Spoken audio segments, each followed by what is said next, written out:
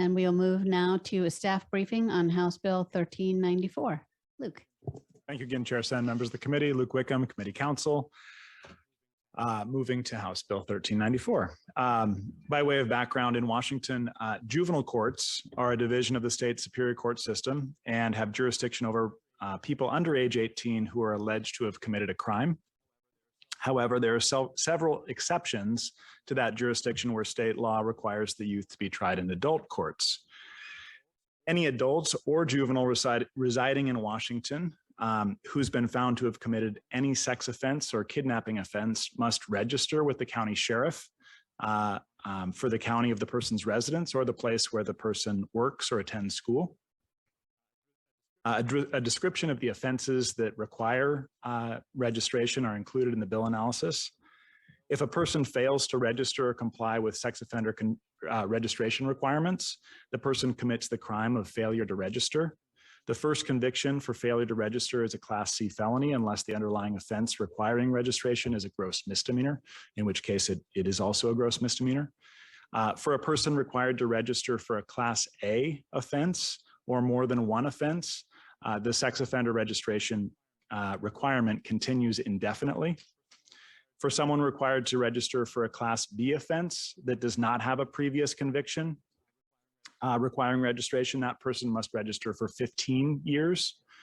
And for a person required to register for a Class C felony or gross misdemeanor that does not have a previous conviction requiring registration, that registration requirement ends 10 years after the last date of the release from confinement.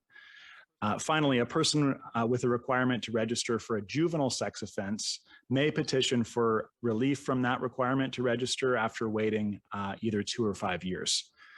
House Bill 1394 limits sex offender registration for individuals who commit an offense while under age 18 and are not sentenced in adult court to those who committed a Class A or B offense when the person was age 16 or 17 and the person did not receive a special sex offender disposition alternative or had that disposition alternative revoked. The requirement would also exist for a person who committed the offense while under age 18 and not sentenced in adult court if they committed a sex offense and had a prior conviction for a sex offense, or if they had had any out-of-state, tribal, or federal conviction or committed a kidnapping offense. The classification of the failure to register offense is reduced under the bill to a gross misdemeanor from a felony if the person has a duty to register for an offense that occurred when the person was under age 18 and the person was not sentenced for the offense in adult court. The time period that a person must register as a sex offender for offenses committed again when the person was under 18 and not sentenced in adult court is reduced to 2 years, with the ability for a prosecutor to request an extension for up to an additional 2 years. The requirement to register as a sex offender is extinguished for people who would no longer be required to register under the terms of the bill on November 1st of this year.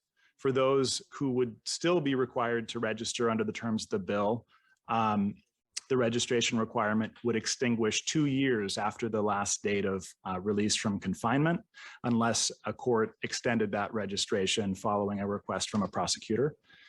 The bill also requires the Department of Children, Youth, and Families to develop and implement a grant program that allows defense attorneys in counties to apply for funding for sex offender evaluation and treatment programs and provide funding to counties for process mapping, site assessment, and training for sex offender treatment modalities.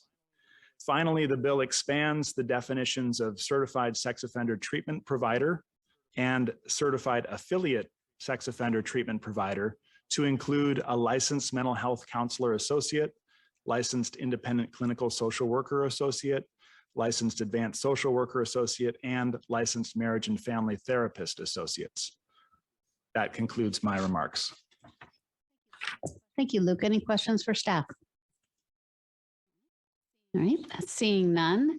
I am bringing this bill forward today as someone who understands and works on policy based around the science of brain development and trauma and the promise of therapy and second chances.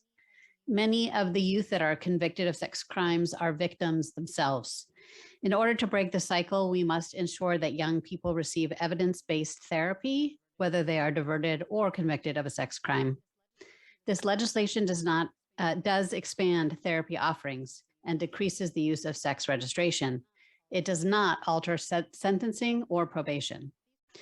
These policy suggestions are based on the Sex Offender Policy Board's report, Research and Policy Findings of Fact. What they find is that minors who commit sexual offenses have a low risk of re-offense. Treatment for illegal sexual behavior has significant positive effects on minors who participate in treatment, including lower recidivism rates. Registering minors for sexual offenses has not proven to reduce recidivism. Rather, registering minors has damaging consequences for those minors, their families, and their victims. It's also associated with mental health struggles, depression, anxiety, and suicidal ideation, and the increased likelihood of becoming a target of sexual abuse by adults. I also want to highlight that sex registration often leads to homelessness. For anyone to complete a therapy program, they need stability. Yet registering as a sex offender often leads youth and their families to make a Hobson's choice. Either welcome their child home and risk losing the housing for their entire family, or reject their child who needs them more than ever. I want to thank a number of people. First, I want to thank Senator Noel Frame and Representative Dan Griffey, who have shared their personal stories and shared the desire of so many victims and families for their young abuser to get help, first and foremost, to help break the cycle. To Katie Hurley and George Yanakis, who have worked tirelessly for these young people, and to Russ Brown and from the prosecutors and James McMahon from WASPIC, who have been having open dialogues with me on improving this legislation. Lastly, to all those who have shared their stories with me or with advocates who have shared them with me to understand this complex issue further. And with that, we will move to testimony unless people have questions for me. Oh, sure. Representative Walsh. Thank you, Madam Chair. Why did I look over to you? Appreciate that young people can make mistakes that don't necessarily need to shadow them their whole lives.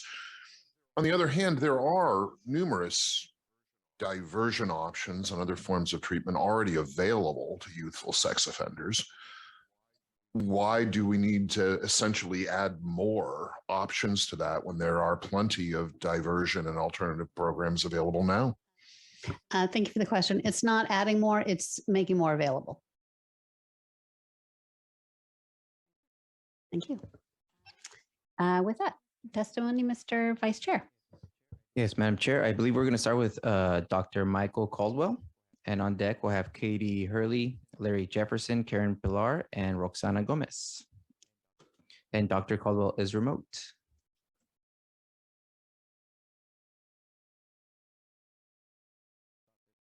Dr. Caldwell, let us know if you can hear us.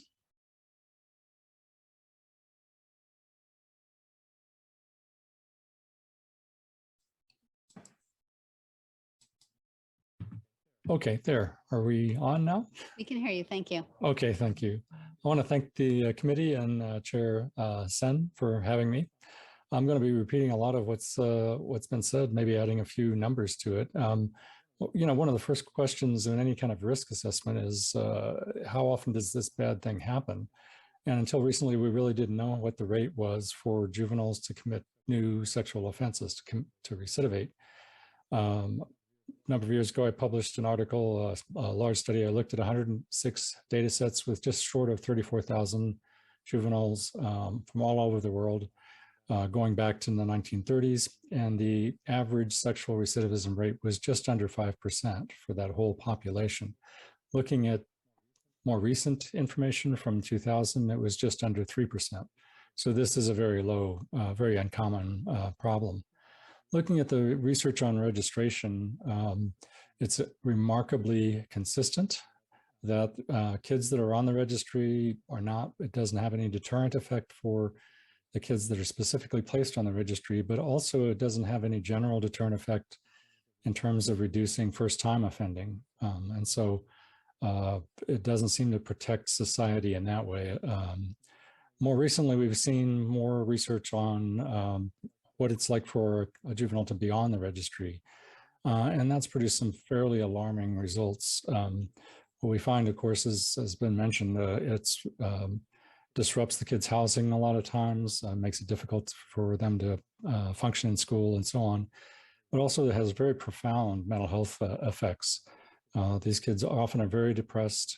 Research has shown that they're about 3.5 times more likely to attempt suicide within the past month. This also makes them very vulnerable. This isolation and depression and so on makes them very vulnerable to exploitation. People that are interested in exploiting young people and children use the registry to find people. And these kids that are on the registry are 5 times more likely to have been approached for sexual favors by an adult in the last year, and twice as likely to have been sexually assaulted in the past year. If you're interested in abusing children, this is a wonderful resource for finding vulnerable victims that you can exploit. And I see my time is up, so thanks very much. Thank you very much for joining us. And I apologize, I'm not sure if I heard, but can you just say your name and organization for the record? Yes, my name is Michael Caldwell. I actually have just retired from the University of Wisconsin in Madison. Thank you very much. Thanks for joining us today. Yes, we have a question from the committee, Representative Dent. Thank you, Madam Chair. So, doctor, that was interesting information. So my question for you today is, if a child is taught and understands that to do something like this is wrong in the beginning, then it may be a little harder decision for them to make. But if they understand that if they do something like this, there's a possibility that their sentence will be relatively light, and be given another chance. Does that make a difference in the overall of the big picture here, whether or not they will commit an offense like this in the first place? It doesn't seem to. You're thinking that especially a teenager is going to think about the future consequences. Is giving them a little more credit than they deserve.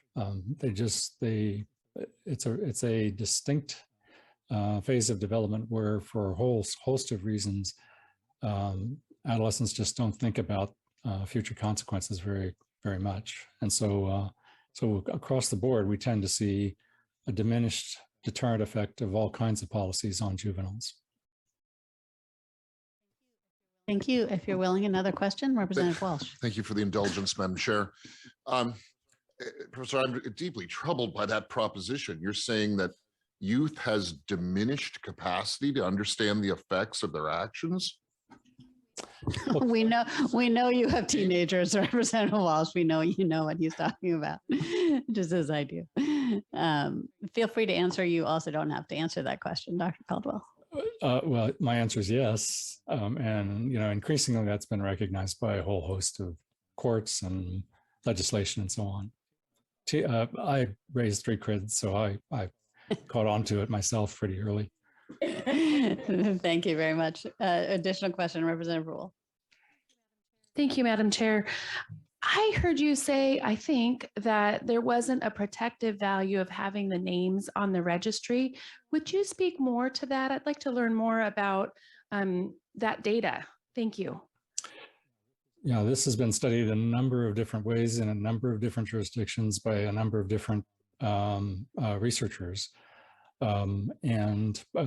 Putting a kid on the registry, if you have a matched group of kids that have committed sexual offenses, and you match the ones that have not been put on the registry with the ones that have been put on the registry, there's no difference in their offense rates. That's been true across a number of, as I say, in a number of places, done with a number of different methodologies.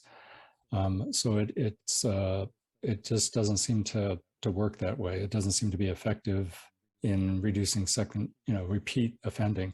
Now, part of that is probably because the propensity for repeat offending is so low to begin with. The kids just have very, very low sexual recidivism rates. And the kids who were followed in this large study that I talked about earlier, the average general reoffense rates were between 45 and 50%.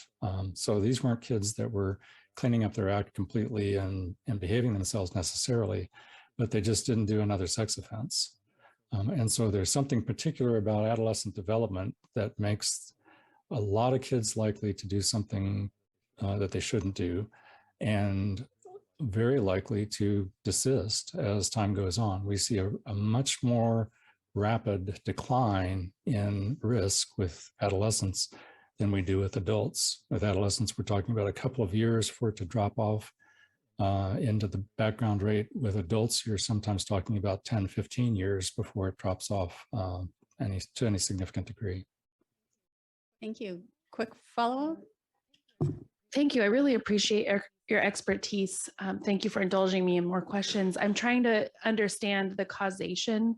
So is it possible that, looking at it another way, that the reduction in reoffense could potentially be because of other protective factors around other children? For example, maybe their parents wouldn't allow them to have, or, other adults contact with those who have offended. And thank you for indulging me on the follow-up. Trying to think about causation there. Yeah.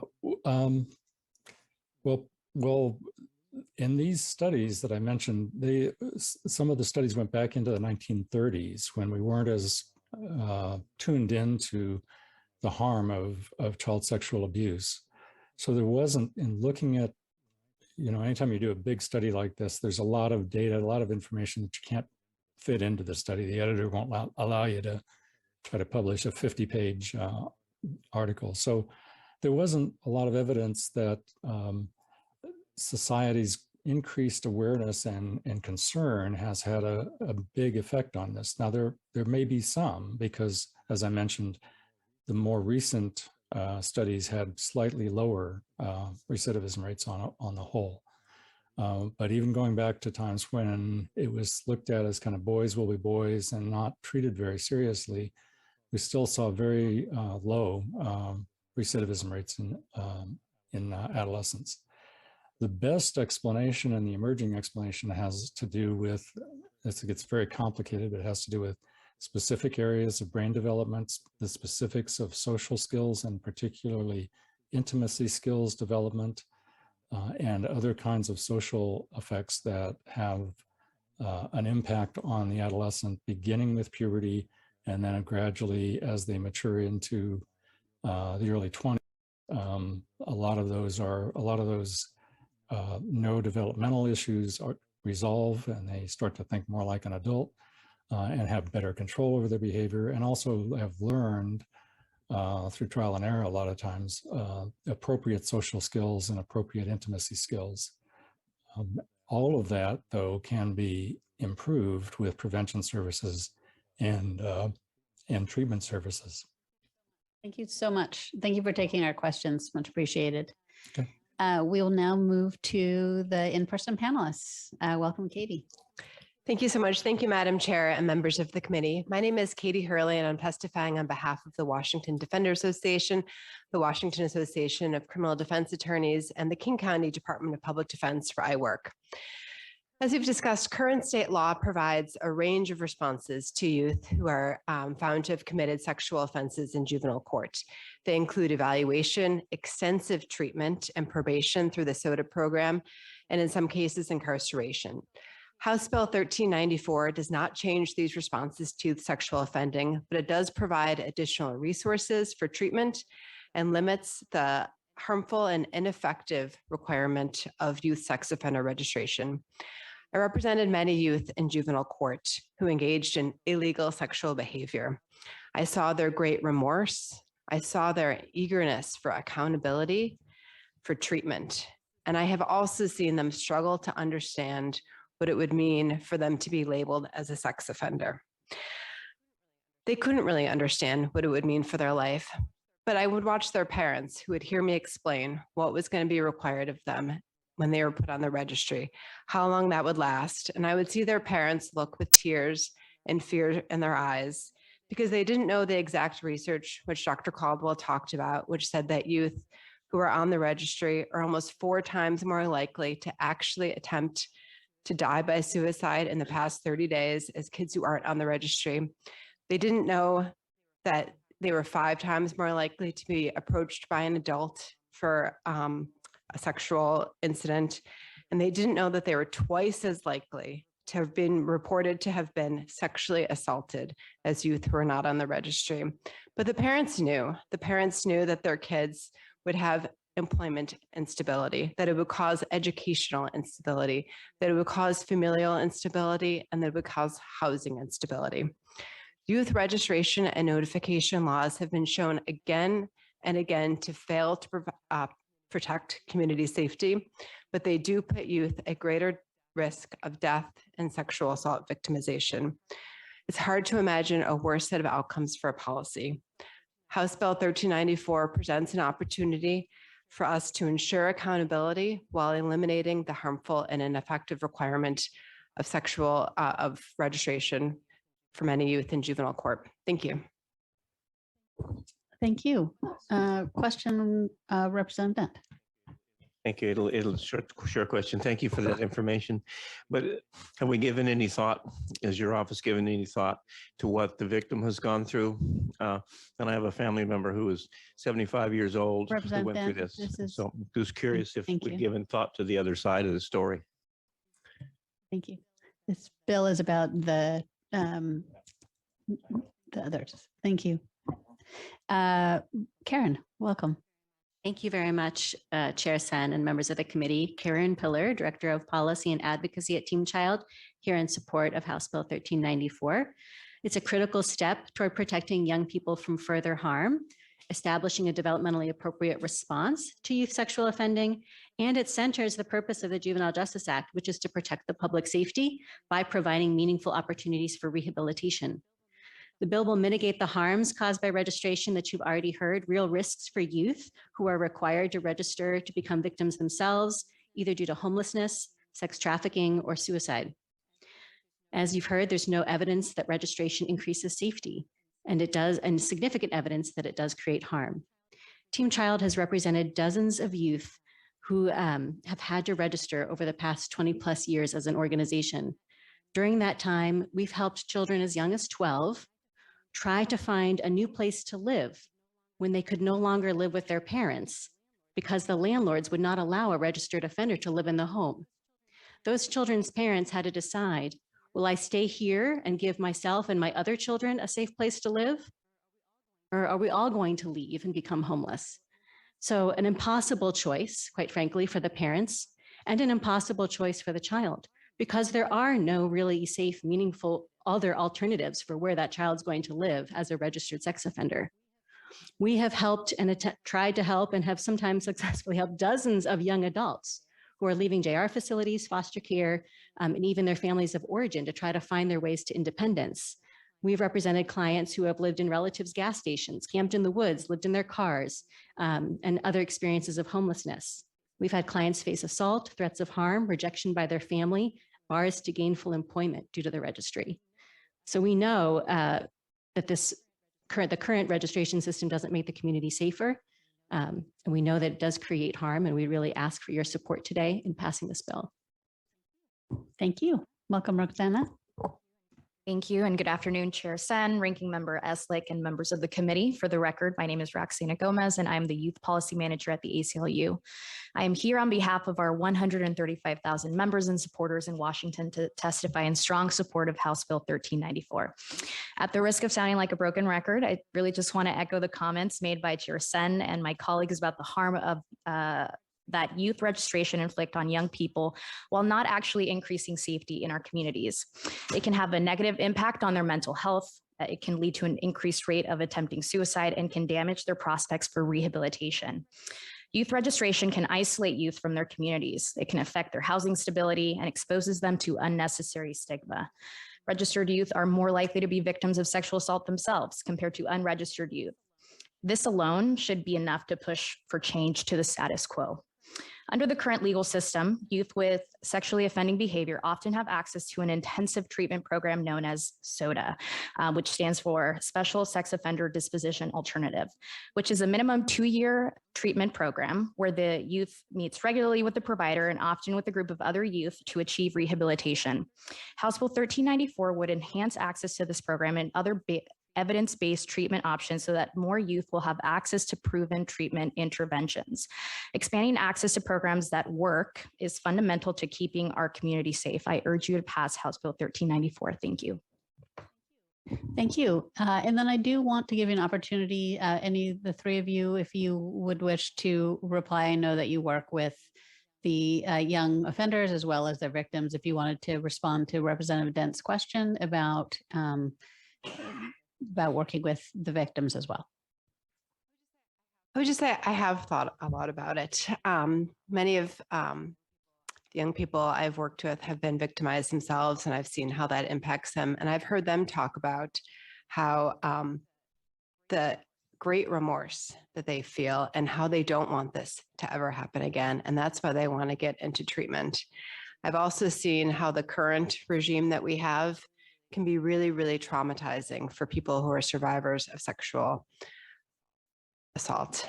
And I believe that by focusing our resources on ending something that is harmful and ineffective and counterproductive, and by focusing on focusing on what works, is best for our community, best for the young person, and also best for the survivor from my perspective.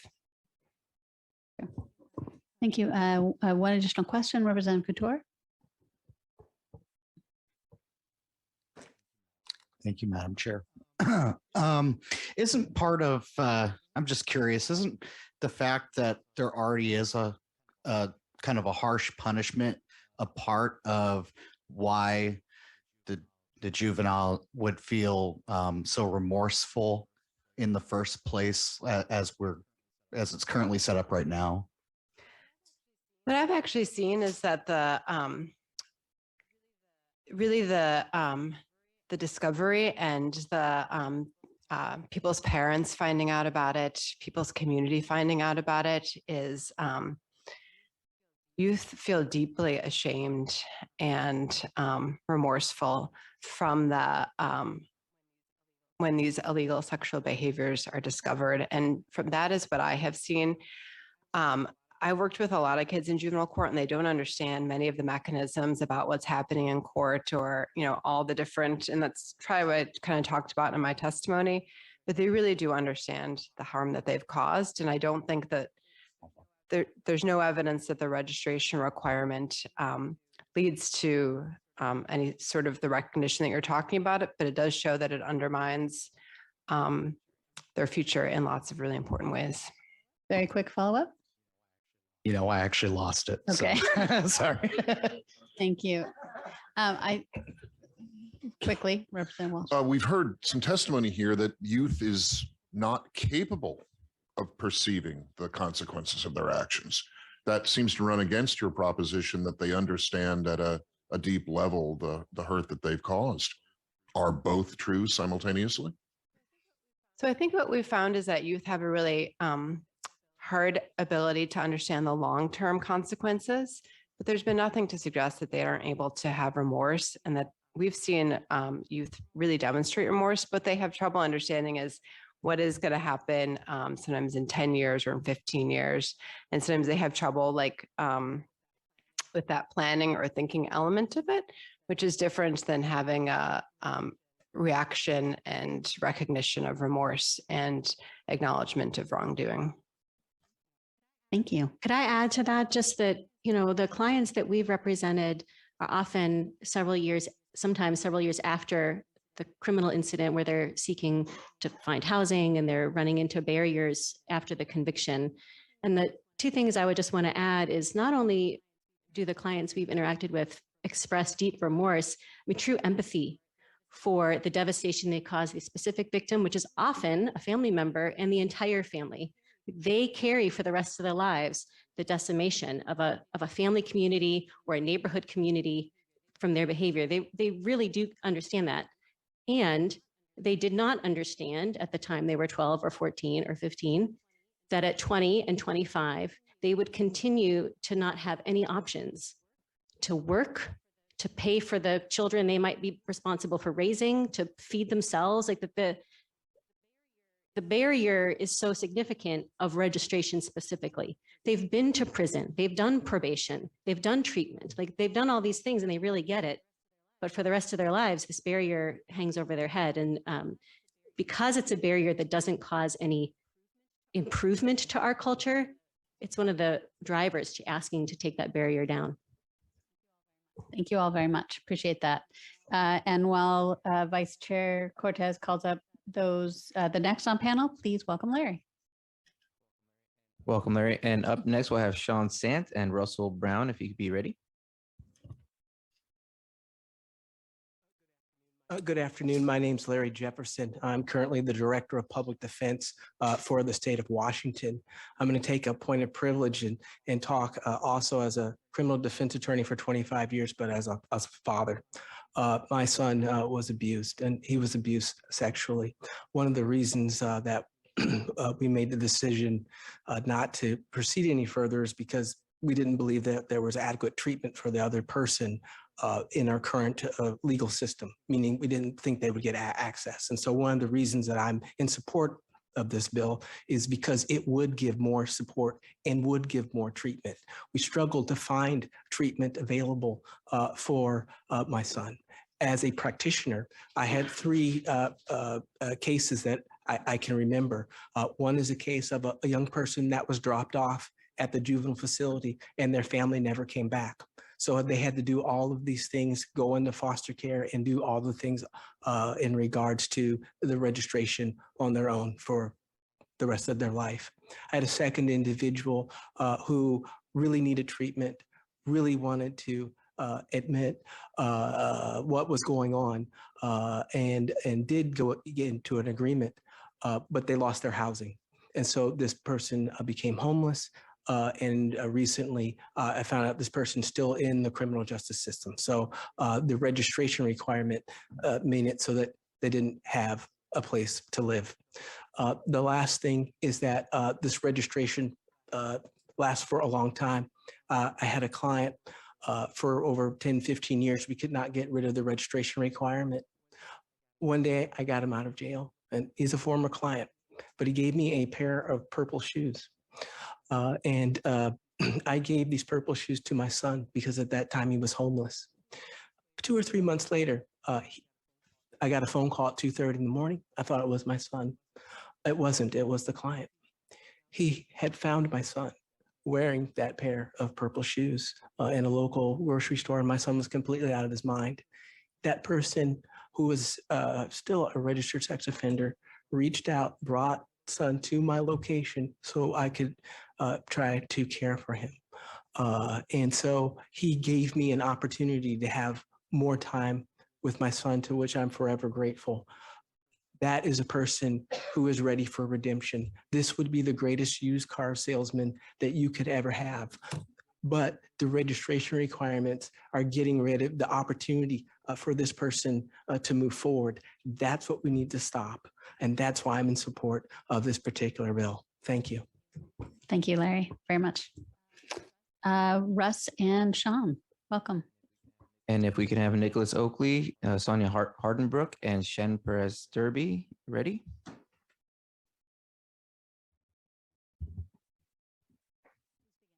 Please begin. Good afternoon, Madam Chair. I'm Sean Sant, Franklin County Prosecuting Attorney, also a member of WAPA. I'd just like to thank also the work and effort of Jimmy Hung from King County Prosecutor's Office, who was co-chair with me on the Sex Offender Policy Board Committee. And I appreciate all the work of all the members that have brought a lot of good information to light for the board, especially on this particular issue. I'm speaking on behalf of kind of a collective input. Obviously, I have my own experiences within my own county of Franklin, but I think this bill addresses a lot of the concerns that we have out there. I've been a former juvenile defender as well as currently the elected prosecutor, but we've dealt with a lot of these type of crimes and issues that we have to figure out what is a good resolution. And this bill really addresses a lot of concerns. I think there's some good movement in the right direction. I don't think we've reached a point where we could say we're absolutely on consensus with working with others on the other side as far as, and I don't really say it's the other side. I really think of my fellow juvenile defenders as really we're co-participants in the process of trying to make sure that we all succeed by making sure we don't have adult offenders.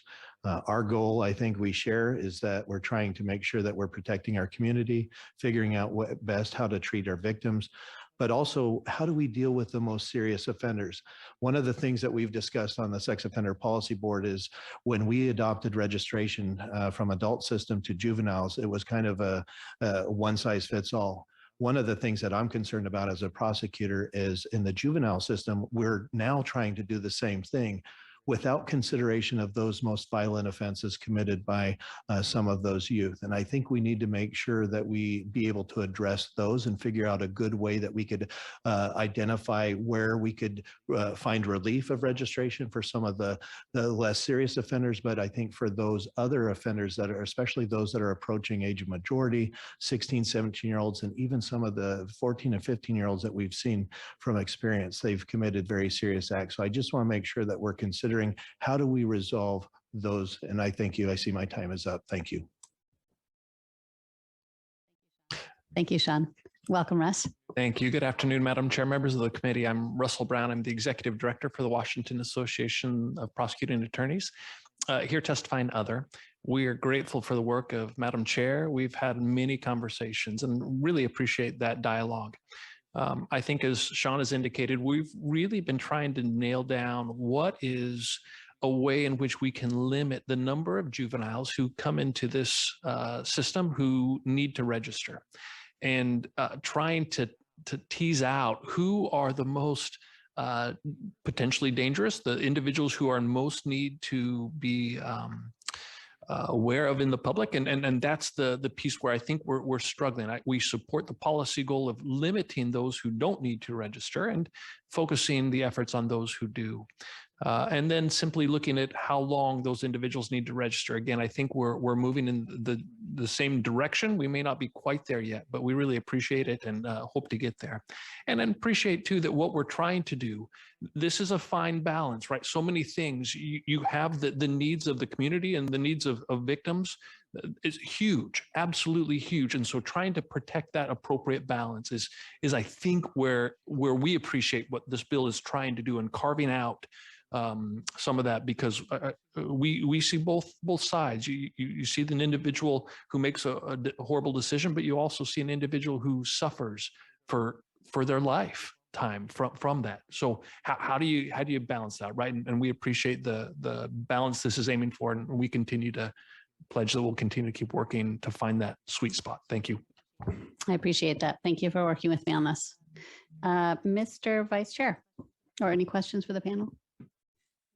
Okay, thank you. Thank you, Madam Chair. We're going to have James McMahon and Brad Merrihew and Whitney Hunt. All three are in person, I believe. And next up, we'll have Nicholas Oakley, Sonia Hardenbrook, and Shannon Perez Darby. Three are remote. And please begin.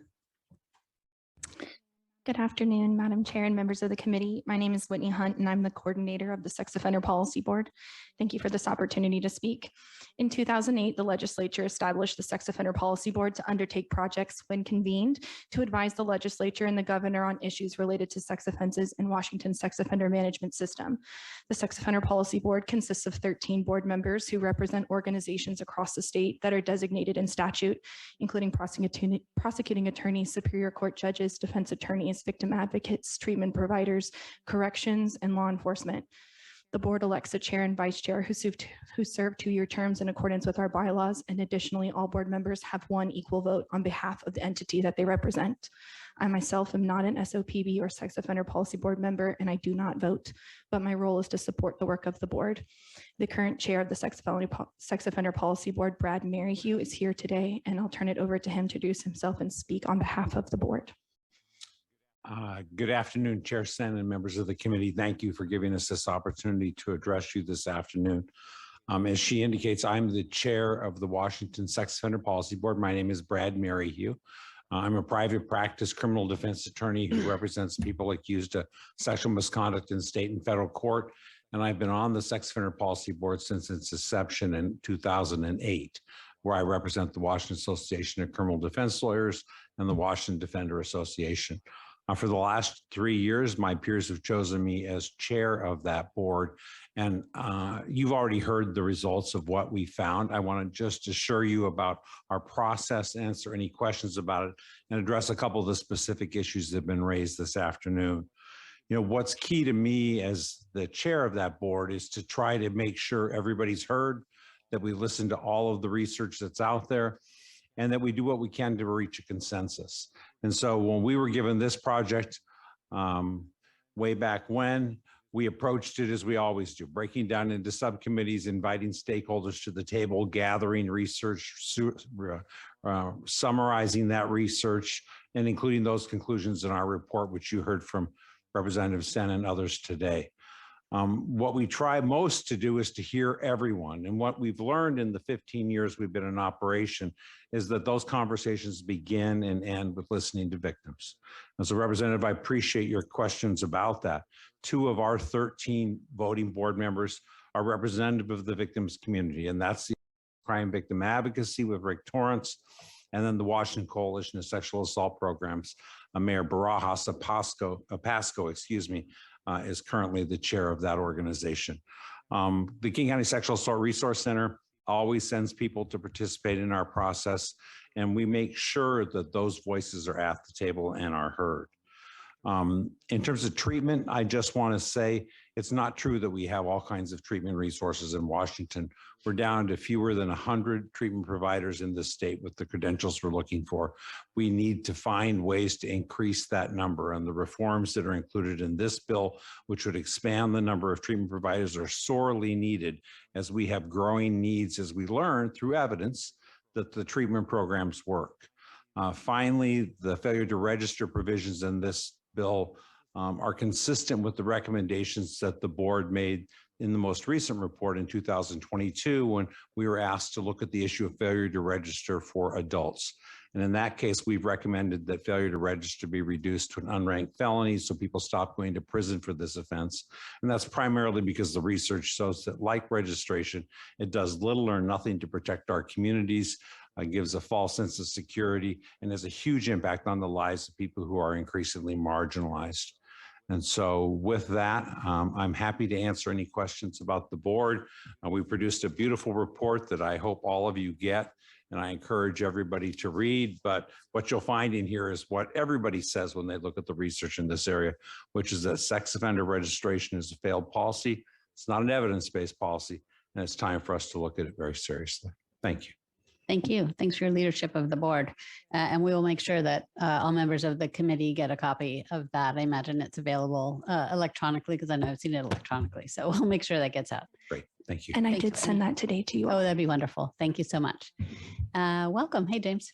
Hello, Madam Chair and members of the committee. I'm James McMahon, Policy Director with the Association of Sheriffs and Police Chiefs. Before I start, I want to say Mr. Maryhugh has been fantastic on the board and frankly, a great partner for public safety. And we certainly appreciate that. And for us to say that about a criminal defense lawyer is pretty good.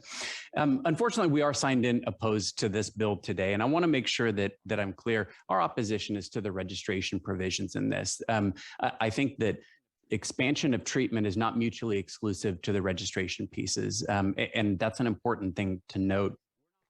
We're not wedded to the current registration system. And Madam Chair, I've valued our conversations, and I want to say here what you and I have discussed.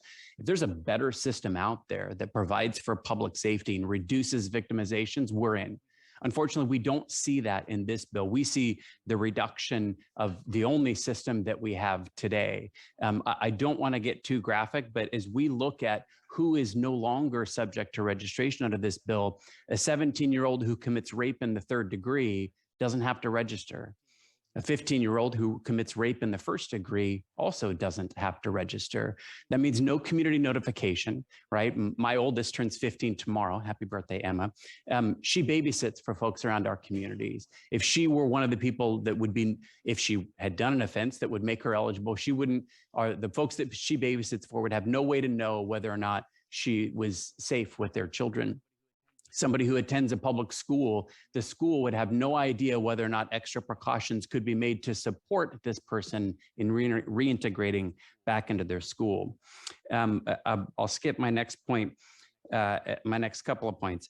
I want to say that this, in the couple of seconds I have left, the single best thing that we think the legislature could do to lower the temperature relating to fear about sex offenders and reduce the unintended consequences of sex offender registration is to do something that the Sex Offender Policy Board has 3 times unanimously recommended, and that's exempt the public or the sex offender registration information from public disclosure. I don't think folks who prey on children who are sex offenders, they don't get their information from the registry. They get it from public records requests. That is a longstanding position of our organization and of the Sex Offender Policy Board, and we'd love to work with you all to fix that.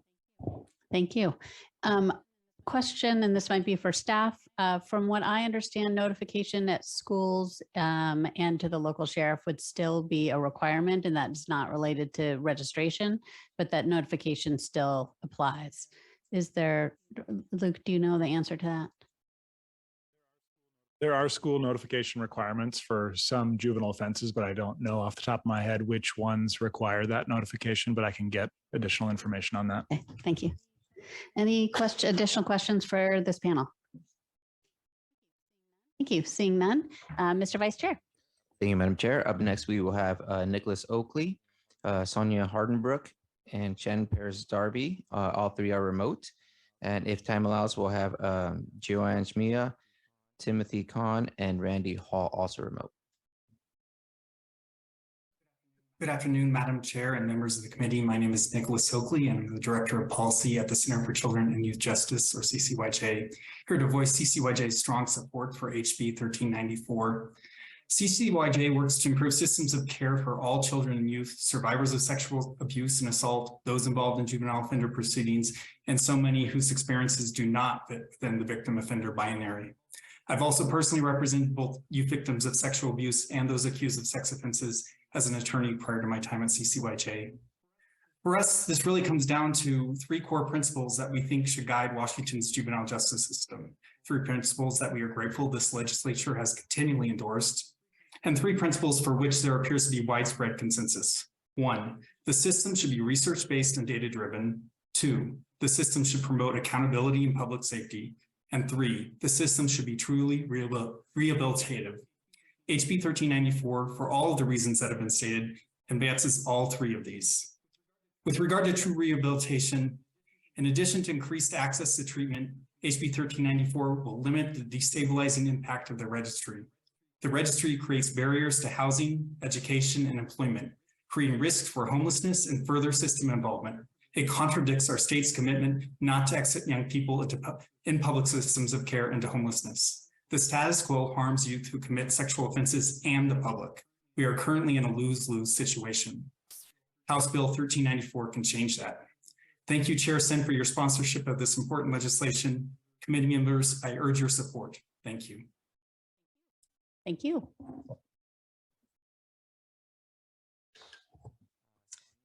Sonia, if you're on, please go ahead. Thank you, Chair Sen and members of the committee. My name is Sonia Hardenbrook, and I'm now a contract public defender at Hardenbrook Law, but I just wrapped up nearly 20 years at the Snohomish County Public Defender Association. I'm speaking in support of House Bill 1394. For almost 20 years as a public defender, I had the opportunity to represent many Washingtonians charged with failed to register. A majority of adults charged with failed to register that I represented were convicted of their related sex offense when they were just a youth. For most of them, that was the only conviction on their record, save for other failure to register convictions. All of them were statutorily indigent. Many were survivors of sexual abuse themselves. All of them lacked the family support, legal sophistication, financial resources, and community support to successfully complete the deregistration process. Many of them served 5 years in prison for failure to file proper paperwork for registration. I also testified today as a taxpayer, a mom, and a lifelong citizen of Washington. Registration is expensive. Prison for failure to register is expensive. Research tells us those expenses do not make the community more safe. Research tells us that making kids register makes them less safe, puts them at risk for abuse. Research tells us that making kids register can further cause trauma to their victims and survivors, who are very often family members and may live in the same household. As a mom and a taxpayer, I would like my tax money to be used to address the concrete problems we face in Washington, rather than pursue prison for a failed policy. Please support House Bill 1394. Thank you. Up next, we have Shannon. Shannon, if you're on, please go ahead.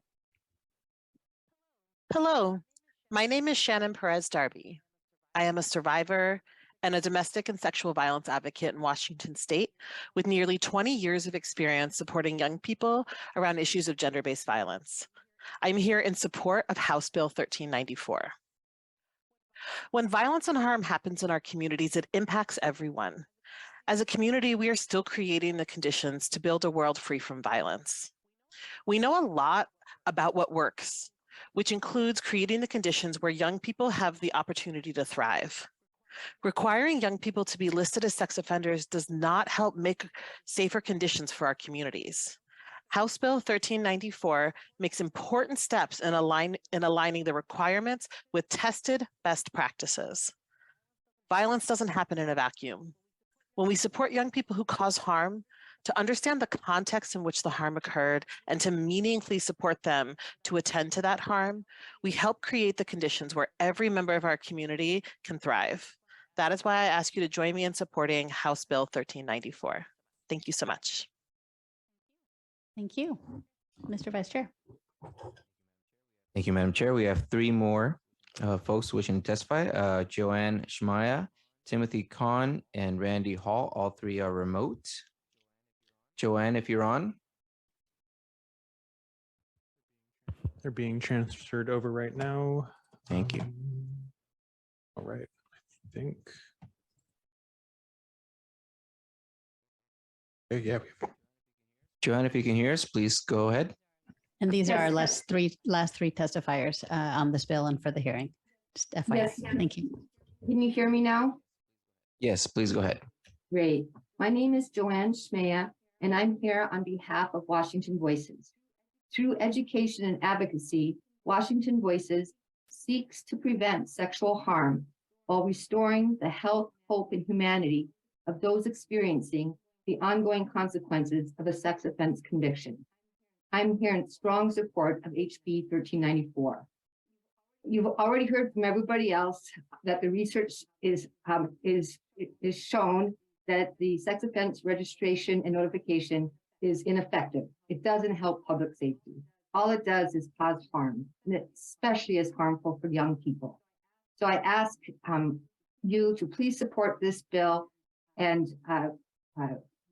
reduce the number of young people who have to register as a sex offender.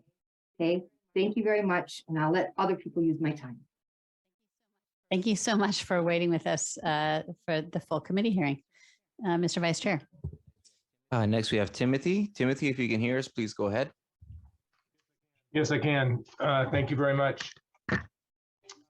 Thank you for accepting my testimony. I've been practicing as a sex offender treatment provider in private practice for over 44 years now. Timothy, can you just please say your name for the record? Oh, Timothy Kahn, K-A-H-N. Thank you. I spent 15 years in JR institutions as a counselor and administrator, and I've worked with hundreds, if not thousands, of juvenile sex offenders during my career. I'm testifying in support of House Bill 1394, and specifically in favor of the section of the bill that deals with allowing associate level counselors to be licensed as affiliate sexual offender treatment providers. As I near retirement, I'm very much aware of the need to recruit and support new clinicians to work in this difficult field. And I feel confident that this section of the bill will be helpful in that regard without in any way compromising community safety. I'm also very supportive of the sections of the bill that generally will eliminate sex offender registration for youth under age 16 and will limit the length of registration for some youth ages 16 and 17. I've participated in and reviewed the Sex Offender Policy Board's recommendations. I've also reviewed current research regarding juvenile sexual offender registration, as well as my own professional organization's position statement, which is ATSA, the Association for the Treatment and Prevention of Sexual Abuse. And that challenges the need for juvenile sexual offender registration. In the 32 years that sex offender registration has been required in Washington state, I have yet to review any case where I felt like I was glad that the youth had to register. It just has not been necessary, in my opinion. Registration doesn't prevent sex offenses, but it does harm youth, specifically the clients that I have worked with. Registration makes it much more difficult for youth offenders to find employment and makes it hard for them to find housing. Registration requirements result in young people defining themselves as sex offenders, which goes against treatment goals of building resilience and positive self-esteem. One of my clients committed suicide, and I attribute that decision to his frustration with the registration requirement. It's one of my most difficult challenges as a treatment provider to get young offenders to believe in themselves again. When I ask adults who offended as juveniles why they didn't petition the court for dismissal of registration, they frequently told me they didn't have the money or didn't know how to do it. In almost all of those cases, my evaluations found that those adults posed no risk of sexual offense. I urge this committee to move the bill forward, as it will go a long ways towards recognizing that current research finds no value but significant risk for harm in the registration requirements for juvenile sex offenders. Thank you, Timothy. Appreciate it. Vice President Cortez. Thank you, Madam Chair. Our last testifier is Randy Hall. Randy, if you can hear us, please go ahead.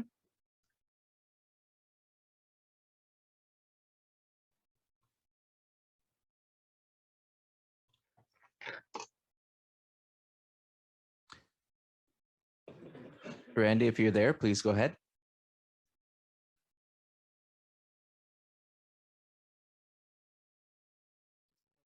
Just loading up. Randy, can you hear us?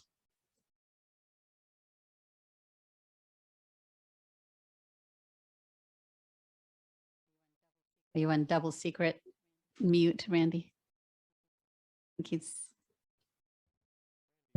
Randy unmuted himself, but it doesn't appear he's talking or anything. Okay, well, Timothy's testimony was sounds like a good one to end on. Randy, if you can hear us, feel free to submit written testimony. We would be more than happy to welcome that. Want to thank the committee for staying a couple of minutes late and for your robust questions. And with that, this committee is adjourned.